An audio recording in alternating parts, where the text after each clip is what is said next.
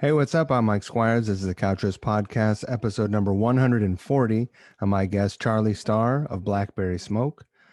Charlie has some shows coming up in January through the South, and there is a January 2021, which is now as I speak. In just a couple weeks, those gigs start. And Blackberry Smoke has an album coming for release in 2021, spring. It was released like May 2020 in breakneck time, record time, land speed record. Man, those guys really knocked it out. But they're kick-ass rock band, and that's if you kick ass and you play together and you tour and you know each other's language, that's what you can do, and that's what they did. I can't wait to hear that. Go check out the live album from 2019 if you haven't heard it. If you want to get a taste of what rock and roll should be doing with itself more often than not. Charlie was a hell of a guy. I've never spoke to him. I want to thank Keith Nelson for introducing us. And coming up, I think at the end of January, you will see a Couchers video performance, one of the cover song performances with us and a couple other familiar faces that I think that you'll like. That'll be a fun and unexpected thing. So I had a great time talking with Charlie. Like I said, first time we talked about some like 80s hair metal and butt rock stuff, which was really fun, actually. I didn't really see that coming when I started talking to him. But there we were. And yeah, like I said, had a great time. Good dude. Thank you for listening to the podcast. I really appreciate it. I appreciate all the podcast. The video thing, this is new. So thanks for watching. The audio podcast grew 5.5 times in 2020 over 2019. So thank you so much. If you're enjoying the podcast or the video cover song performances, and you have the means and you feel inspired, please consider supporting Couch Riffs on Patreon. We have a Patreon. It's at patreon.com/couchriffs. Couchriffs.com. You can find t-shirts, trucker hats, like so. Couch Riffs. And all of the podcast and videos, it's just like all in one hub there, of course. That's what a website should be, right? And I guess that's it. Thank you so much. I really appreciate you watching and listening. And thank you to River City Guitars. You know River City Guitars? Great little guitar store in Spokane, Washington. Every day is a buying day over there at River City Guitars. They are my long-standing friends. I met them doing guitar business, and that's a great way to know if you can trust someone. And if you can trust them, then they're your friend, probably. Get a hold of them at 509-818-7693 if you've got something that you want to get rid of. You want to sell something, you got, a collectible, great. You've just got something that's cool and used, or you've got some sort of boutique something or other, get a hold of them, okay? Every day is a buying day. Bobby's a great dude. He's going to treat you right and give you a fair price for your whatever it is that you're sitting on. It should, whatever you've got that is just sitting around, it should be getting played, okay? That's what they're for. You can also drop them an email, sales.rivercityguitars@gmail.com. Send them a picture with it. Tell them Squire sent you. We're like family. And that's it. So this is the first episode of 2021. So Happy New Year to you. The golden rule still applies. Treat people the way you want to be treated. And don't be an asshole. Yes, yes. Mike. Can you hear me all right? Yeah, I can hear you. Can you hear me? Good deal. Yeah, yes, I can. How you doing, man? Oh, I'm doing fine. Yeah. How are you? Yeah, good. It's cold as hell up here. Where are you? I'm up in the Hudson Valley. I'm right outside of Hudson. Oh. You ever play at Levon Helms in Woodstock? No, never have. I wanted to go up there forever and never have made it. Oh man, you got to play there. It's a magic place, and it's a wonderful place to see music as well. Yeah. But we're just like we're right across the river from there, if you know where Hudson is. Yeah. Mm-hmm. Yeah. But anyway, it's cold. It's like in the 20s. That's my threshold, like 30 degrees, you know? Yeah, yeah. I don't like 30 either. No. I like 70.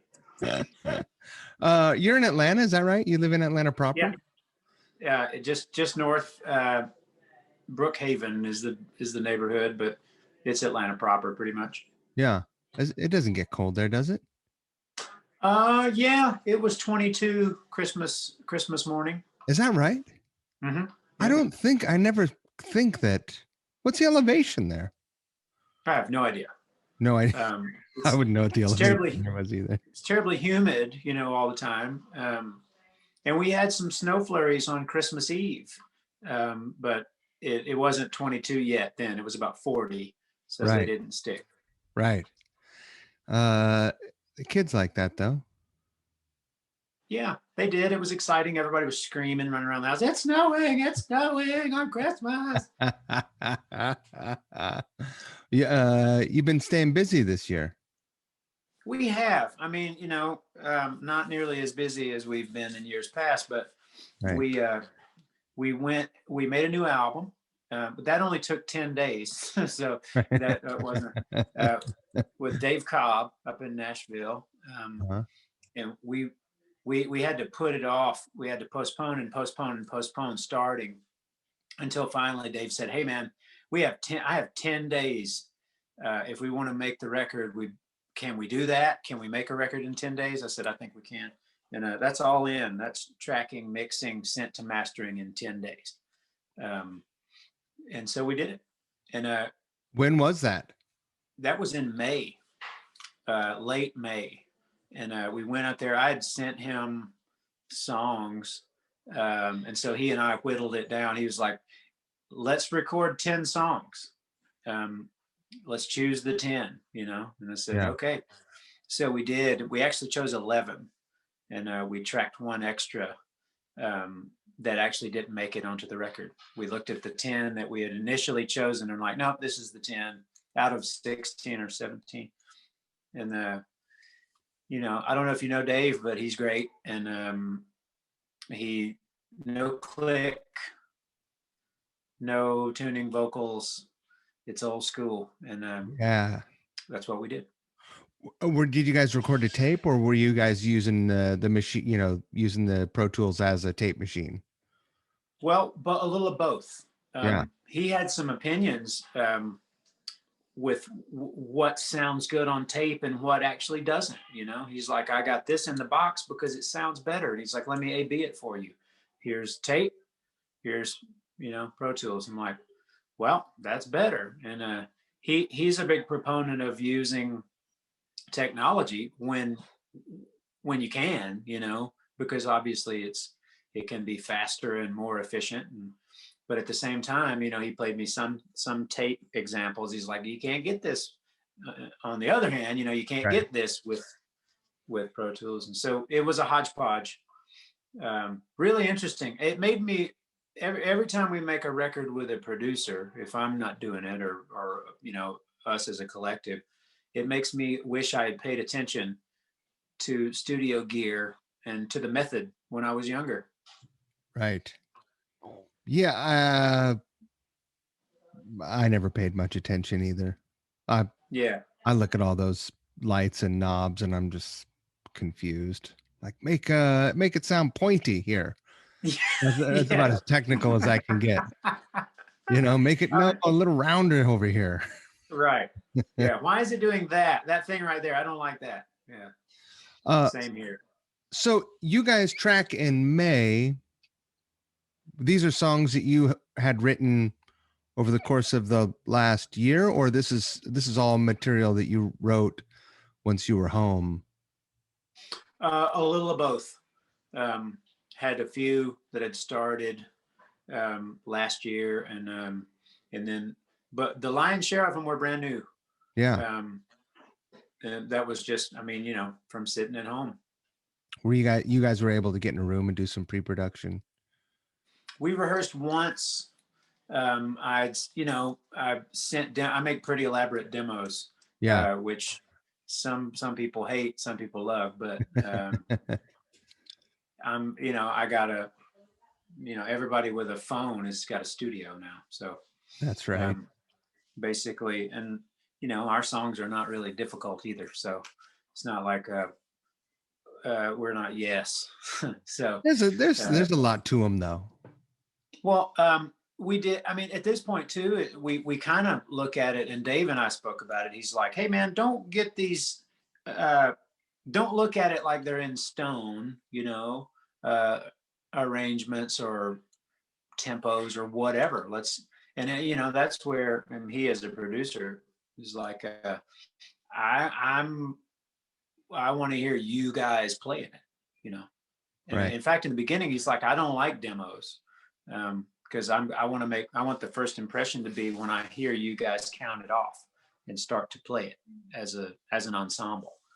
And that was really interesting. I was like, I dig where you're coming from. In fact, in the beginning, he's like, "Please don't show anybody any songs, okay?" I said, "No, I don't know if we're going to go to that extreme. That's that could be a little hairy, but I get his point. It's kind of like the Bob Dylan thing, like how will people react musically to hearing something for the first time? The first thing they play might be the best thing there is, Might be as good as it gets before Yeah. you're overthinking it, like you're just feeling it in the moment, right? So Yeah. based on them just hearing the demos, the band getting your demos, and one pre-production run through, you guys 11 songs in 10 days tracked and mixed. That's I mean, if you figure, I mean, I'm used to like a mix a day. That you're talking about 2 songs tracked a day and 2 songs mixed a day at that That rate. was it. That was it. That's pretty nutty. It was running. But when I listen to it now, um, if you told me that, I wouldn't, I wouldn't be able to make a judgment based on that. Like, well, it sounds like you guys recorded it too quickly, Right. It's just, Well, I think something happens when you've been playing together as a band for a long period of time, where, you know what I mean? We all push at the same time. We all pull back at the same time. You just learn each other's reactions musically, and you kind of just, it's a thing, know I each think other's that's what language. keeps bands together. Right. Well, I've been Yeah. listening to the live record from last year, and it's fire. I mean, it's like it's really great. And I imagine it wouldn't a band that fires on all cylinders like that, you know, you probably could have done a 20 album or 20 song album. I don't know. Uh-oh, did I freeze I don't up? know. We did run out of time. Yeah. This happens every time. Just once. It'll freeze up and then we'll jump back into it. Yeah. Have you always lived in Atlanta? No, I grew up just north of Auburn, Alabama, in a little cotton mill town, which is about 85 miles southwest of Atlanta. But when I graduated high school, followed many other musicians to the Mecca of Atlanta, where they have clubs there where you can play your own songs and not Sure. Mustang Sally and the like. And how old were you when you left? 18. You were 18. You were out as quickly as possible. I got out of a small town as soon as I could as well. Yeah. And so there's that's an actual autobiographical song then. Yeah. The One Horse Town. Yeah. You always wonder, like, is this this is the first time we ever talk? So I don't know your storytelling, if it's if you're coming from a fictional place, if you're writing stories, or if you're telling your life. Different people do it different ways. Some people do it both ways. Yeah, I think both is the way to go, because Yeah. whose life is interesting enough to yeah. Chris Christopherson, apparently he was a Rhodes Scholar and a helicopter pilot, and Right. landed his helicopter on Johnny Cash's lawn, and What a maniac. he had stories for years. I think Elvis Costello also made sure to torment himself through his Uh-huh. life so that he had material to pull from. Yeah. Or Shane McGowan. I Right. just was I can't wait to see that documentary that's apparently really great. Right. I haven't seen it. Is it out? Yeah. I don't know. Did maybe I'm wrong. Did it make just a limited theatrical run? Maybe. I don't know. Don't know. Yeah, I don't know. I can't keep up, Mike. I can't. There's a lot of stuff. I can't keep up either. Yeah. When did you pick the guitar up? I was about 6 years old, and my dad was a bluegrass guitar player. That's what he loves, and he always would play guitar and sing songs around the house when I was a kid. And he was always ready to do that. That's what he loved to do when he got home from work. He's grab his guitar, and so I was always drawn to that. I can't remember not hearing it, and so he got. I think he could see that I was destined to do that. So he bought me a guitar, a little cheap guitar of my own, and A that was small it. scale one. Little gut string guitar. And at 6, were you like holding down chords? You were comping chords and playing, like actually playing? Yeah, he taught me. I got a picture of myself at 6 making a D chord. Believe it or not, the hardest chord a 6-year-old could make, a D chord. Right. But I was a good student. I wanted it. I yearned for it. I want to make music on that thing. Right. And whereas, I mean, I can see in both my sons, they're kind of like, whatever, or this is hard, and put Right. it down. But I didn't have. I was like, no, I'm going to do this. And he taught me, G, C, and D, and away I went. You don't need a lot more than that for bluegrass to get started, No, right? you definitely are not going to put a minor chord in there ever. You might put a B7, Right. but that's as weird as it's going to get. Right. That's the prog grass. It is, yeah. In fact, he had a friend that played fiddle. That was an old guy from Virginia. That if he heard a minor, he'd say, "What's that Japanese chord I'm hearing? Who's playing that? Who's playing that over there?" Wow. Yeah. So you had a pretty clear path for yourself in your mind from a young age. Was it all like from 6 years old? It was music. You didn't do a Star Wars phase or anything like that. You were just like, I'm here for the jam. I didn't. I never. I had buddies who did the Star Wars thing, and I was late to that party. But between 6 and 11, like I learned those few chords and learned how to sing. Like the Wreck of the Old 97 and stuff. And then I kind of was like, well, I like GI Joes now and Transformers and He-Man and but then at 11 years old, that's when I heard Led Zeppelin and Black Sabbath. And so that was in 1984. I heard Van Halen. My sister was 4 years older, so I was listening to her boyfriend's music, and he loved all that, and it really hit me like a ton of bricks. It was like, oh damn, okay, I need to go get my guitar back out, but I can't play this one. I got to have an electric one. And so I bought a cheap electric guitar from a neighborhood kid that was older, and it was a Mosrite copy that was striped up like Van Halen. And I set about learning how to do all that. So you went down the Van Halen road, yeah? Like were you learning Van Halen songs? Well, I couldn't really play any of those solos, but the attainable riffs, at that point, I remember he had the first record and 1984. Those were the two he played all the time. So I had to go later and find two and Women and Children First and Fair Warning and all that. But those were looping.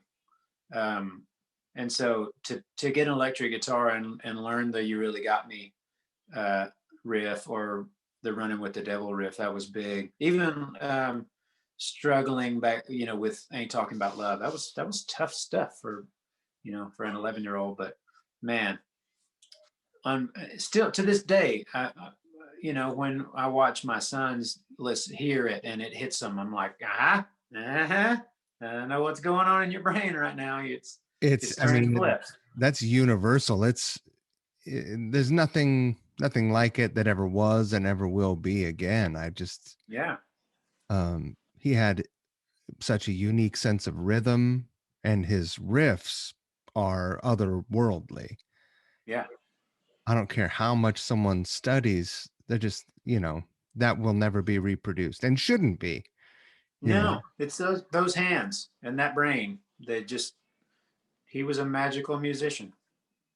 There are folks that, I mean, I and the funny thing is he always talked about how he was such a big Clapton guy, right? Yeah.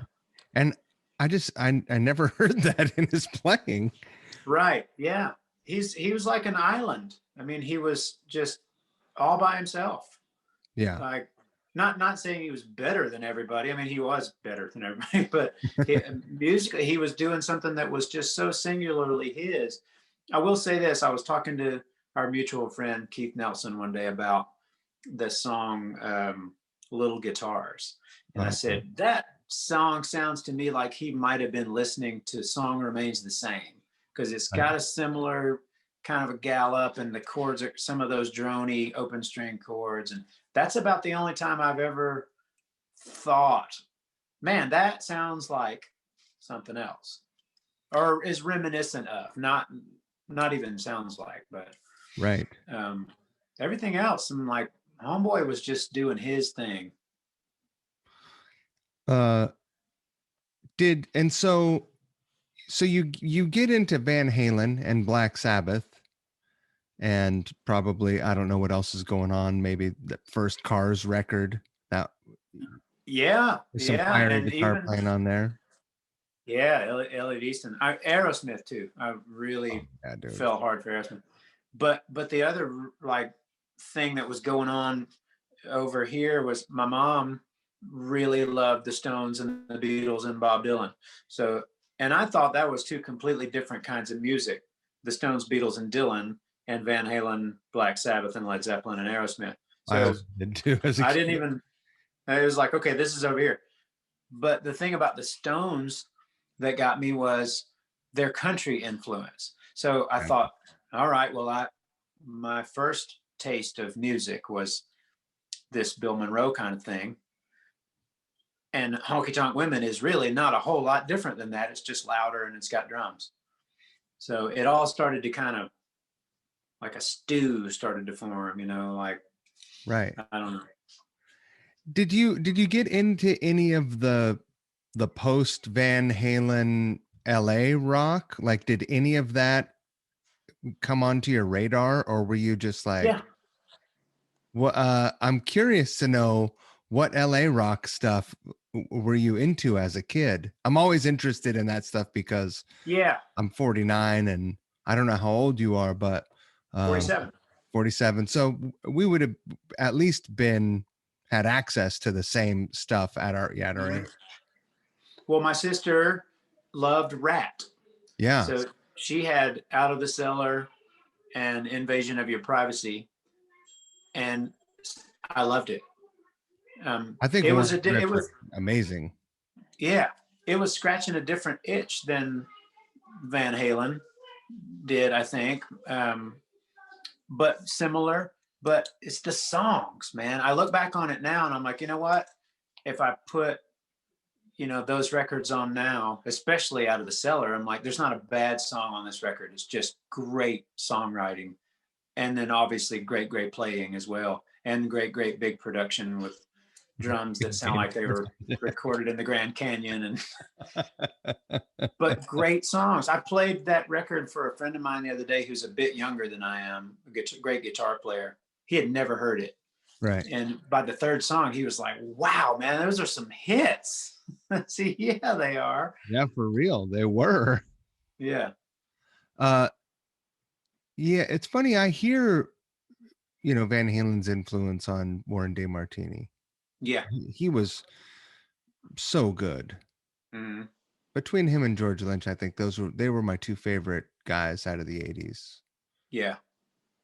Jake Healy's pretty great too.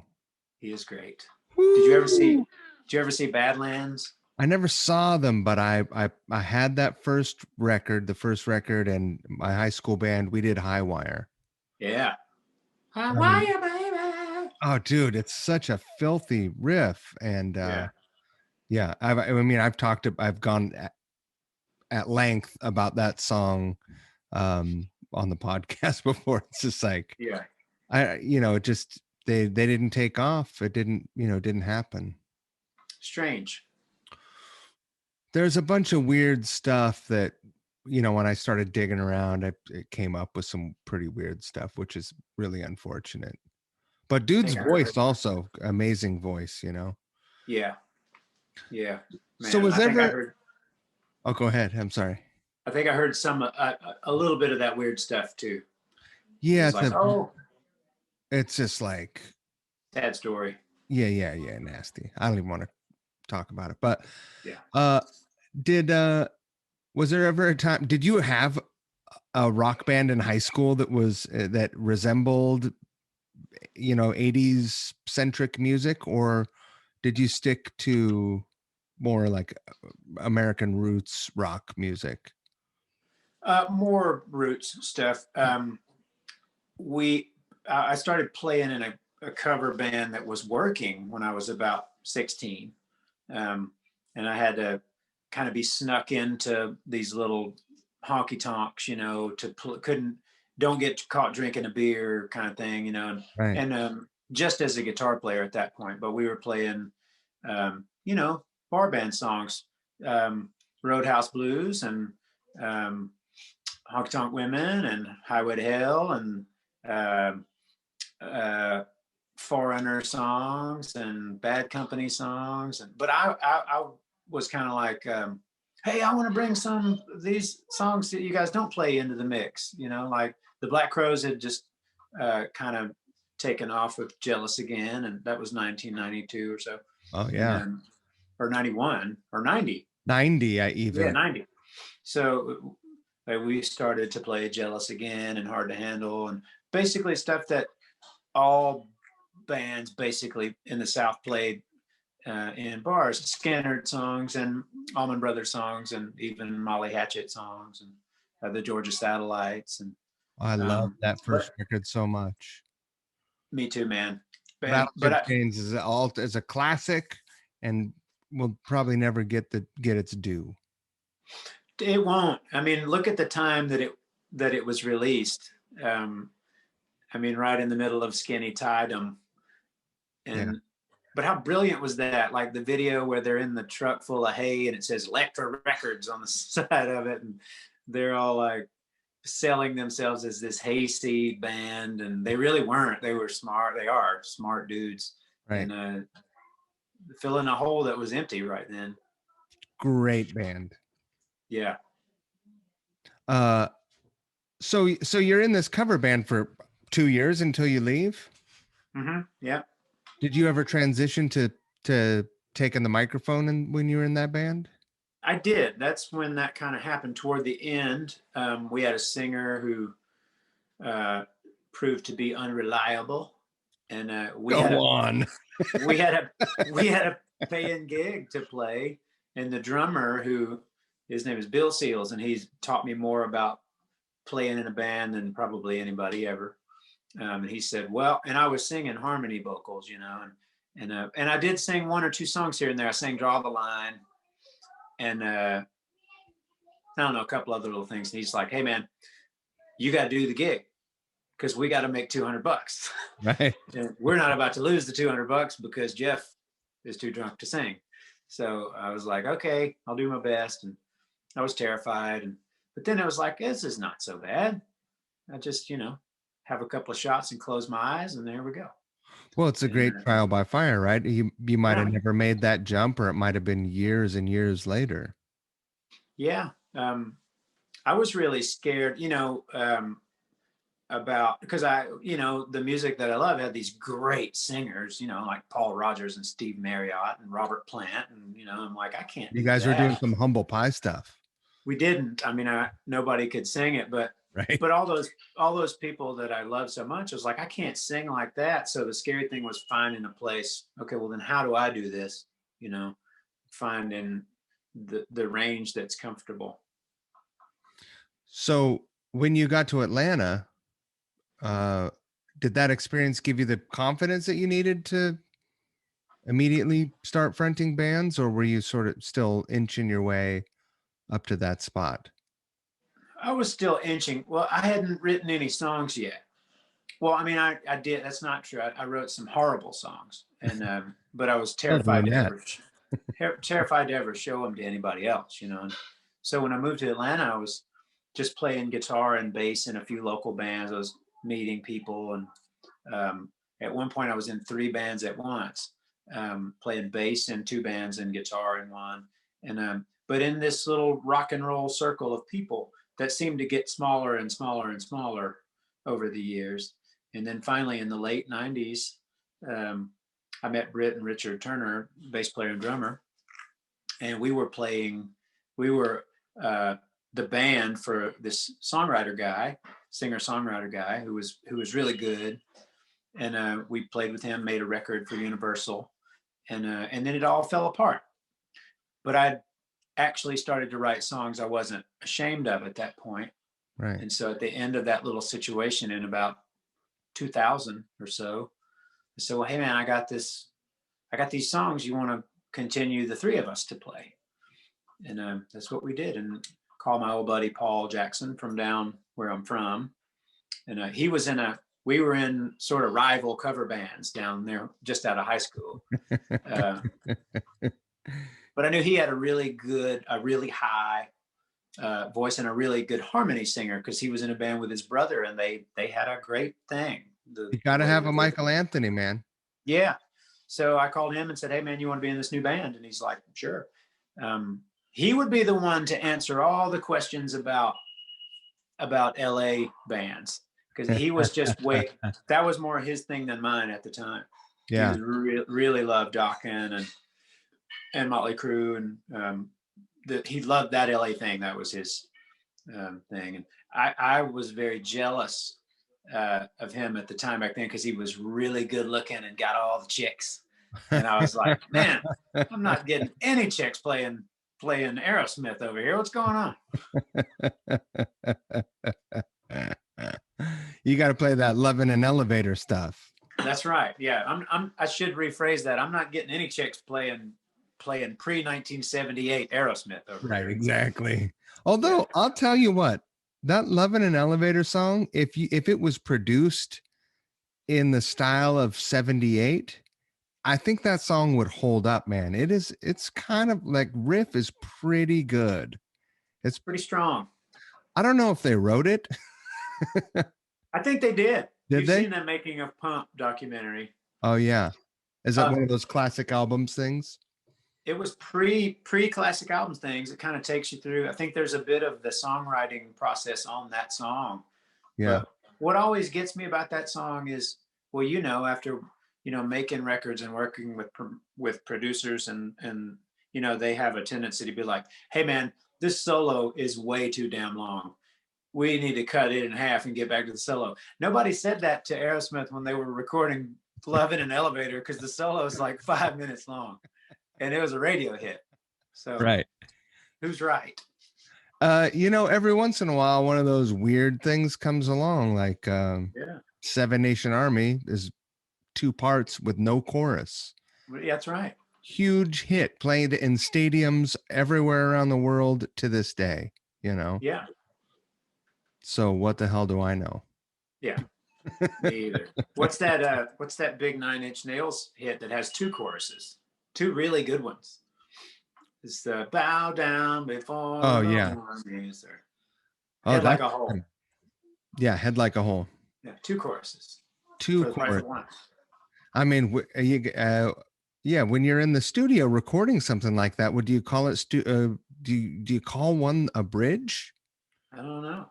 It sounds like two good hooks. Like, man, I should make another song with this piece. That's what most people would do, but I think that guy's a strange visionary. He just doubled down and was like, nah. Yeah, one song. My wife and I watched this documentary last night about a 20th century sculptor. Mm-hmm. It's on Netflix. You should watch it. God, what is it called? I'll send it to you. This is terrible radio. I what's the name? Don't know. But this guy was born in Poland. His family migrated to the States, and at a very young age, he just like took off and was an artist and was very singularly minded, just like unflinching, egotistical asshole, but made brilliant stuff. Like he took no advice, he took no bullshit. He did some questionable. He had some questionable things to say in the 1930s. Yeah, but he seemed to really redeem himself through life. And I've thought about it so many times today and tried to apply it to like music and different music. And I think about Trent Reznor as kind of a guy like this guy. Yeah, absolutely. I mean, I need you to tell me the name of it, Mike, but I will. God damn it. Hey, baby. She's in the other room. I'll get Siri on it later. She'll know. It's an incredible story. This guy's entire body of work was like destroyed by Nazi plane bombs, air bombs, Yeah. in Poland. And he lived most of his life in obscurity after living as a major celebrity sculptor, which is insane. Huh. And then he was like strangely discovered by some LA guys. He was just like living in LA. He was already in his 80s. Uh-huh. Dude lived to be 93. He's a maniac. You'll love it. It's pretty inspiring. Yeah. It inspired me. I mean, I immediately was like, God, how do I get to be brilliant enough to be that bold of an asshole? Right. That's what you aspire to. I do. I'm going to be an old asshole. Or just be, I just keep, I just get soft as I get older. I cry in like cartoons. Yeah. Well, they're sad these days. They're heavy. There's a lot of heartstring tugging going on these tunes these days. Right. So when you get to Atlanta, are you like, how confident are you as a player and as a kid coming from a small town to a city? Well, I guess as confident as you can be when you just really want to make it happen, Right. But I wasn't. I don't know. I think that it helped that there was a fresh scene full of people at that time. Not full, but it was an exciting little group of people, these bands that were doing a thing that wasn't too terribly different than like the Izzy Stradlin and the Juju Hounds record and the Four Horsemen and Raging Slab. And those are all the bands I was really digging then that were making the kind of music that I really love,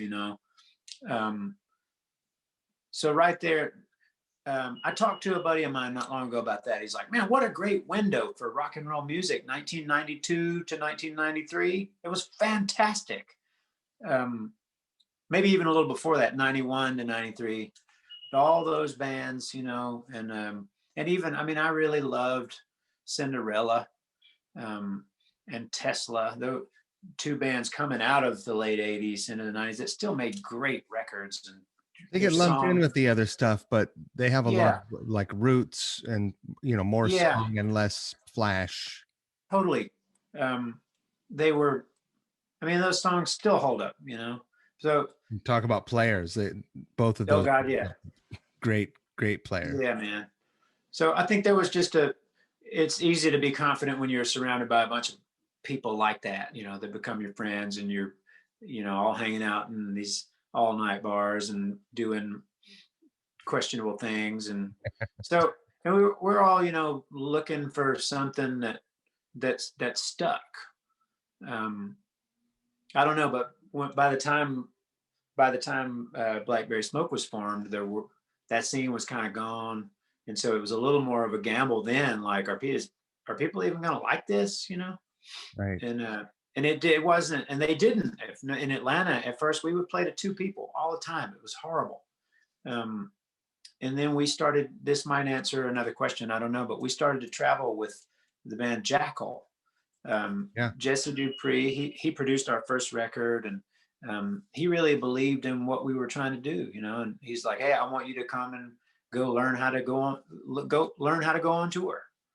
And speaking of trial by fire, it was real. It was like, okay, we bought a van and a trailer and quit our day jobs and went out. Our first tour was 40 days long.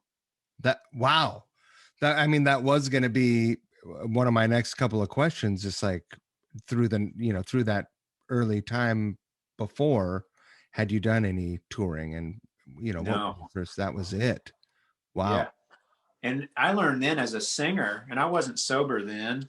But I was coming from, playing 4 sets a night, 4 nights a week in bars, and dives, smoky bars. And, so I didn't go like, oh, my throat, you know what I mean? But I did like staring down the barrel of, oh, we're going to do every night, and then partying and, not getting enough sleep and not taking care of yourself, which who takes care of themselves when they're 25? That's ridiculous. But right. that's where the learning how to do it came in for me. It's like, okay, got to take a little bit better care of yourself if you're going to sing songs into a microphone every night. Yeah, you've got an entirely different set of responsibilities. You got to, you'll learn how to pace yourself in a different way than the drummer. For sure. No, but we all learn together. It's like, okay, well, now this is business, right. Now it's not just going and playing for your wives and their friends and let's all, go party after the show at the club and then go home. It's like, no, now we're conducting business. Well, on the subject of business and touring, I assume you were using Jackal's sound person or the house sound person. First tour, almost no one takes a road crew, right? And none. Yeah, so it's just always the house guy. The band in a van. You learn how to tour manage yourself pretty quick, right? Yeah. How many any good hard lessons you learned on that first 40-day run?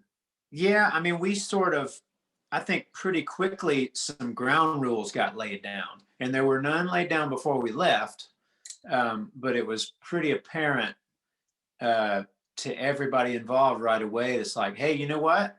Do not get separated, because we were following their buses at the time, or and this was before GPS, so we actually had printed out. Yeah.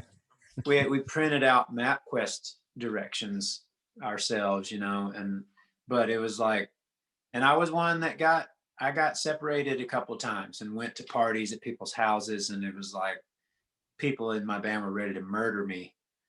Right.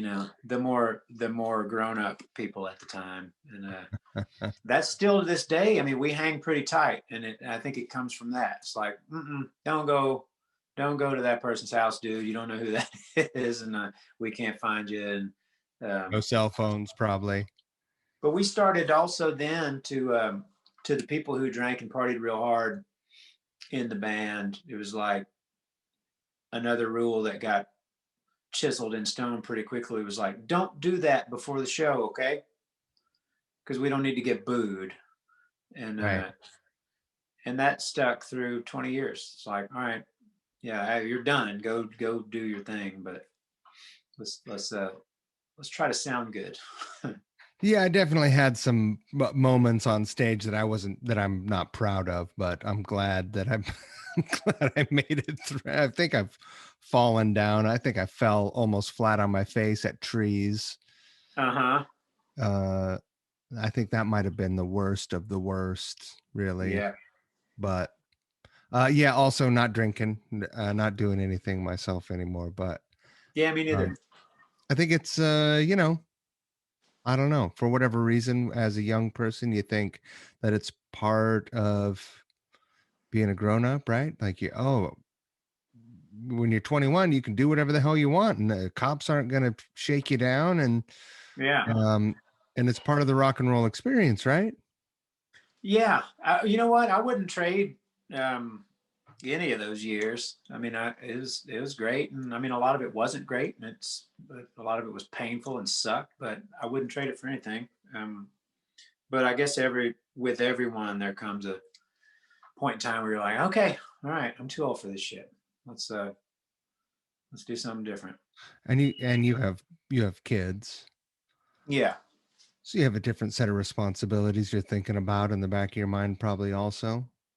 Yeah, yeah, that becomes a thing. With me, it was just like literally a physical thing. Like I can't do this anymore. You know, Right. I was lucky to not have had a hard time making the decision. It was just like, that's it, I'm done. Good for you, man. Good for Thanks. you. Yeah. You got that thing happen. What do you got there? No, this is just drugs. No, it's a Oh, this it's my heroin vapor. yeah. I talked to a guy actually who told me that there's like some, rock and roll doctor guy that comes around to shows. And this guy's in a pretty big band, and he's like, yeah, this doctor comes around and he's got things he sells you in the vape pens, like heroin and What? yeah, oh yeah, everything. They'll vape, and who knows what the hell it is, really, right? Right. That sounds horrific. But he does, it's just like a guy that wants to hang out with a band. I don't know if he charges them or if he just like, here you go, kid, first taste Huh. free. But Wow. not very cool, I don't think. No, I'd say definitely not. Yeah, But kids these days, right? that's right. That's right. Um, so when are you guys going to release this record? It'll be in the spring. Mm. Um, and we talked about it at the time. Like I said, we finished it in late May, early June, and we were like, well, probably not a reason to get in a hurry to get it manufactured and released because we can't go promote it. And we're not a band that is relying on um, terrestrial radio and that kind of Right. thing. So it's like, well, the way that we have to promote it is we have to go out and take it to people, and that's been our model, since 2001. So it's like, well, and there are tons of people who release records throughout this whole experience, and some people were like, well, that's like throwing it in a black hole, and other people were like, no, no, this is this is just me continuing to make the ball roll. And it's like, okay, but in our case, it's like, well, there's really no reason to get in a hurry for us because we can't tour, and that's our bread and butter. So we kind of put a stake in the ground. Then it's like, well, we could wait and see how things are going. And you can only do that for so long. And then you have to say, okay, well, let's put it out here. And it was interesting to me that when we finally did make the decision, like, I can't say a date yet, but it was like, oh, well, it's good that you're waiting till then because manufacturing time is doubled because there can only be a certain amount of people in this Right. factory Yeah, of or course. doing this job, or and shipping is slowed down, and it's like, oh well, it's a perfect time to not be in a hurry then. uh, have you guys done any of these drive-in gigs or anything like that? We did several in September before the weather started to get terribly cold. At drive-ins? um, yeah. And Amazing. they were a lot of fun. Yeah. All except for one. There was one that we did in Cape Cod, and there was no PA. What? So we basically had a front of house mix that was broadcast to a radio station signal, like a specific, like, okay, get in your car and tune your radio to 89.1 or whatever, and that's Just going to be like the drive-in. just like a drive-in. And so they And just, oh, it was horrible. So what was the stage sound like that? Was it, I mean, it was like a tinny tinker toy. right. Because we use ears, but my ears, I can still tell when the rig is on, Sure. and you feel it in my bones. And so it was really unfortunate. I'm just speaking from my own Yeah. personal experience. And I had a buddy that was out there in the audience, and I asked him later, because basically the model is you park your car and then you have another parking space beside your car for you and your 3 or 4 people to get out and party. Boogie. Yeah, and he said, no, man, it was weird because all we could hear was the drums if you're outside your car, and then you get back in your car and you hear a mix. But Right. strange model. The rest of them that we've done were full production shows with lights and PA, and it was great. And how many cars can they sell in? We did one in Atlanta here that was 500 cars. Wow. And some of we did Scranton, Pennsylvania, and Butler, and a place outside of Baltimore. And usually that was about, some of them were like 250 cars, some were, so I would say between 250 and 500. And it was all at like huge fields, or we did a couple of baseball park kind of things. Yeah. So where they have room to make that happen. I mean, it's awesome that you guys had the opportunity to play this year. You felt all right about the setup too. Yeah, it was weird. I mean, especially most everyone that we did, there was a huge expanse of empty space between the stage and where the audience started. So right. It was weird. I mean, anytime the energy is altered like that, it's like, oh, okay, well, you can't hear any applause really, and people are way down there. But at the same time, deal with all this damn honking. Yeah, well, I think people were instructed don't honk until the end, but I don't know. But literally, though, the joy that comes from playing music together made it all worth it. It's just like, okay, man, we're doing our jobs, and this is what we love. This is way better than nothing. Yeah, for sure. Do you think? I mean, who knows what the hell is going to happen in the coming year, right? I mean, we got this virus. They got the vaccine coming. It's going around. Yeah, They're doing it. See what happens. yeah. Are you guys starting to book gigs? We have some shows booked that are the socially distanced type. I feel really good about, like, I saw an article about possibly Live Nation or Ticketmaster, or maybe both, or maybe an all-encompassing plan where it's a vaccine or the negative test result proof, like an app where you're like, you upload one of the two. You either got the vaccine, or you can prove that in the last 48 hours you have a negative test. Right. And I thought, well, if that's the way you make a show happen, great.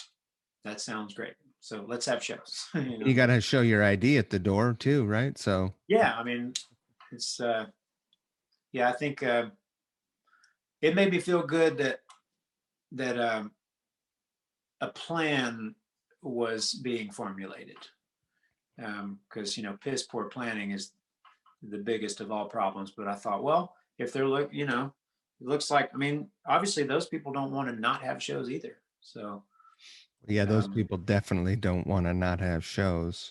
Yeah. So if that's what it takes, then so be it. After 20 years of, pretty of steady working, was this year good and therapeutic for you in ways, or was it just was it a challenge, or was it everything? Was it all those things? I think it was all those things. Yeah, I think there Yeah. was a lot of um, frustration at times. Like, this is so different, being home this much. But then it was great to be home, and Sure. spend all this time with family and be productive. We made some music um, Making a but yeah, treehouse with the boys. I'm ready. Um, What's the I'm, longest time you've spent home outside of the studio and off the road before this 2020? well, in the last 20 years or so that we've been together, it would always only be about a month. We would normally take December, the last half of December and the first half of January off. So we always knew we had that window, and that's usually when we would make records. Wow. Because the last three we made in Atlanta, so it was that's kind of when it either that or we would take a break, a couple of weeks off somewhere else, if it worked out that way. But But at least you'd come home and sleep at home those nights when you're yeah, recording. Yeah. That's hard, man. yeah. So you know what? You're right. It probably was a much needed break for everybody to be like, hey man, let's break up the cycle just a little and recharge. Have you picked up any new habits or any new practices to keep your mind uh level? Heroin in a vape pen? hair, No. hair on vape. Hair on vape. No. Well, my wife, she likes for me to meditate, and she keeps me healthy. She's a health coach, Yeah. so she tells me what's good to eat and what's not, and she's good at that kind of thing. And It's good that you I listen. don't know. I'm a terrible listener. Yeah. Well, I don't always, but don't tell her. Now, I started cooking some. I've never been much of anything in the kitchen, and this was a perfect time to be like, hey, you know what? I'm gonna try some recipes. Is that right? So did some cooking and What'd you get did some. into? Do you have a specialty? Man, my specialty right now is this great bolognese. That's all. It's all from scratch with Roma tomatoes, and I use ground turkey, Uh-huh. and and uh, and I also do a wicked Taco Tuesday for Very nice. myself and my son, and then I've been doing a lot of different stews and whatnot with the chilly weather coming. Let me ask you this. With your red sauce, you roasting those Romas? I'm not. I'm boiling them for 1 minute until the skins just come right off, Uh-huh. and then I'm putting them together with some basil and oregano and garlic and the like in the old NutriBullet, and I don't give them too much gusto. I like a little chunkiness there. 10 years ago, I fancied to be fancy. I thought I was fancy for a minute. I was subscribing to that Cooks Illustrated, which I Uh-huh. recommend. It's good. It's one of those magazines that sits at point of purchase at a co-op, Uh-huh. or at the, whatever, Whole Yeah. Foods with the, Cooks Illustrated. yeah, that's right. And I learned a fancy trick over there about roasting tomatoes and making a red sauce. Okay. Do If you tell. if you care, this is fun. I care. You Yeah. slice it down the middle lengthwise, roast Yep. them face down.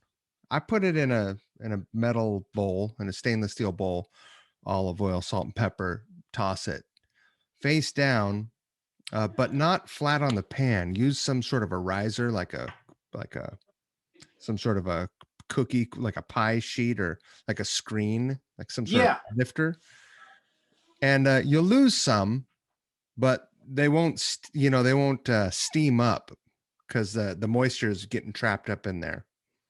Okay. Cool. You gotta roast a lot of them to yield what you need, but it Yeah. makes like a really really rich sauce. Throw that in the Okay. blender, cook it down.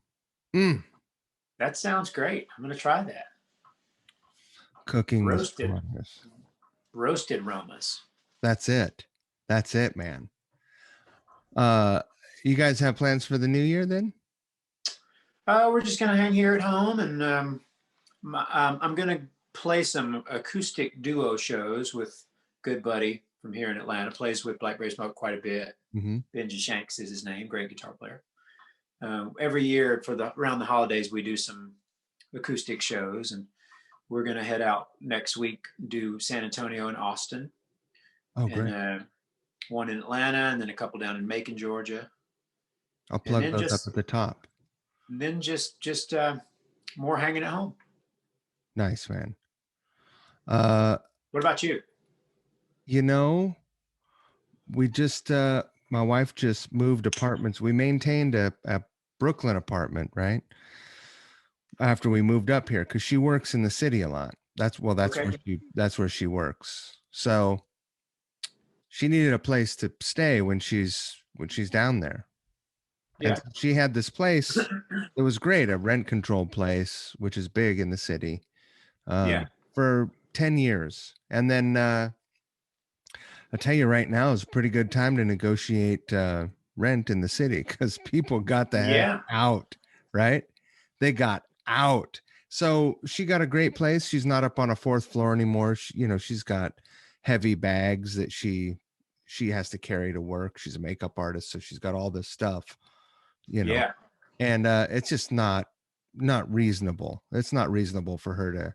I'm not around. I can't carry her bags up when I'm up here, and Yeah. so she looked really hard and all month found a place on the first floor in a nicer neighborhood and a nicer building, same price. And so we moved her over Christmas and the day after Christmas. And I think this weekend maybe and next week we'll go down and get her squared away down there. She'll do the Okay. bulk of the but that's that's I got a day gig, so you do what you can when you can. Yeah. That's right. But I think in let's see, probably not next week. Probably I'm hoping between 2 and 3 weeks. 2 weeks. Are you going to be out doing these acoustic shows? Yeah. Yeah. So around that time, I'm hoping that this video that you played on. We won't name the song because that'll be a surprise. Right. That Keith connected us. Actually, I want to thank Keith for connecting us. Yeah. I think that'll finally come out. I got to do my acoustic part. I was going to try and nail that high harmony, but man, that's real high. It is I up can there. I can get up there, not with a ton of accuracy. I'm no Michael Anthony. That would be way up in B. It's Yeah. up there, man. It is way up there. Yeah. I don't live up there. I tried to do an octave above Keith, Yeah. which is, so Jeff Rouse will do another low, and I'll just lay back and play the acoustic guitar. So I think that might be the final piece of the puzzle. Okay. Next week, Keith will piece it all together, and Yeah. then we'll be famous. We will. I'm counting on it. Well, I sure hope that you guys get back on the road just as quickly as anyone. I've just I've been listening to that live record nonstop, and I can't believe that I've never seen you guys live because Oh. there's clearly a lot of joy and a lot of energy and a lot of beautiful interplay in your band, and it is a fucking tragedy that I haven't seen it. Well, we'll have to remedy that sooner than later. I have a funny little memory of mixing that record, and it was a good friend of ours named Tom Tapley, who's a great engineer, producer, great guy here in Atlanta. And our front of house guy basically tracked everything for that one show Mm-hmm. at the Tabernacle in Atlanta. Great place.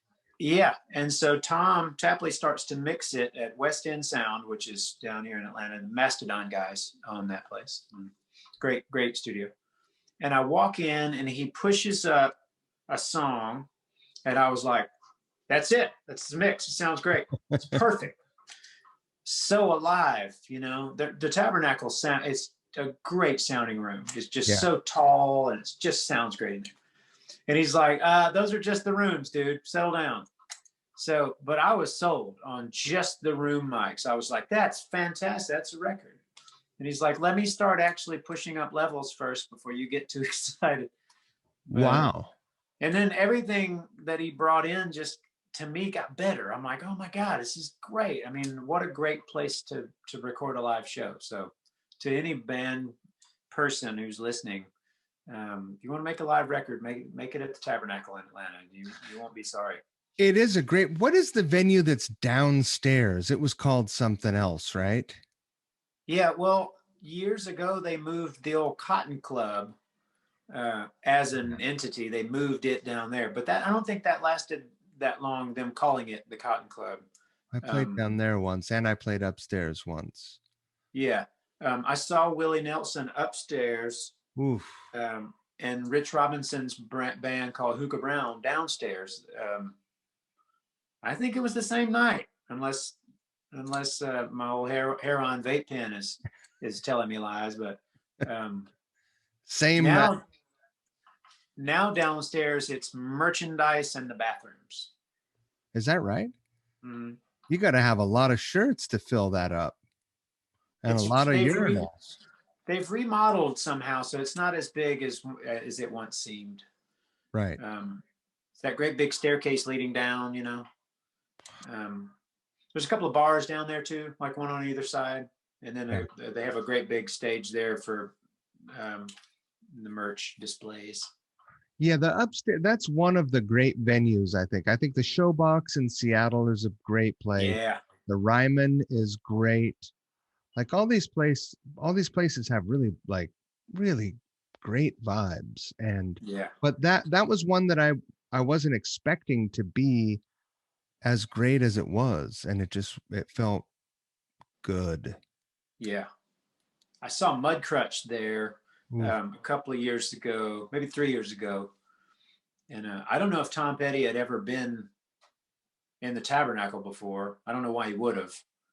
But he made a comment on stage that night. He was like, "Wow, this place sounds fantastic." And I said, "Yes, it sure does." I wonder what it is about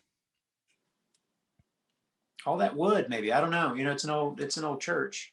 do you know, is the stage, I'm trying to remember how the stage is set. It's not solid, right? No, it's a wooden platform, I Yeah. guess. I don't know. It's just, you know, the balcony is like looking up from where the line array would hang. It's pretty shallow throw to the first balcony. Our front of house guy doesn't like mixing there because he's underneath the balcony. Right. That makes sense. But he knows it sounds good in there. So he's like, "Well, I mean, you can kind of count on this room to sound good. So that's a good thing." He said it just makes the stage volume loud for him. I could ruin the sound anywhere. Yeah. Well, yeah, that's great. I mean, it's like I said, you guys are like a singular machine, and it's great. Even in the parts that are clearly not, planned out. It's like, oh yes, yeah, this is a go. This is a green light. Let's go. Thank you very much. Yeah, not a surprise that you guys knocked out a new album in 10 days. So I look forward to hearing that, man. Yeah, thanks, man. Thanks so much for spending time with me. Thank you. Yeah, I look forward to, hopefully sometime maybe Keith will be out here. Maybe we'll all be somewhere at once. That'd be great. Yeah. And I look forward to that. I'll let you know when this video is up. Have you heard the rough yet? I heard just guitars and drums and vocals. Pretty hot. Pretty good. Pretty hot. Pretty hot. Well, yeah, and so thank you again for jumping in on that. It's a pleasure to have you. It is a pleasure to be a part of it. Well, man, have a great night. You too. And Happy New Year to you. Happy New Year to you guys. All right, bud. All right, man. Take care of Thanks, yourself. Mike. You too. Bye.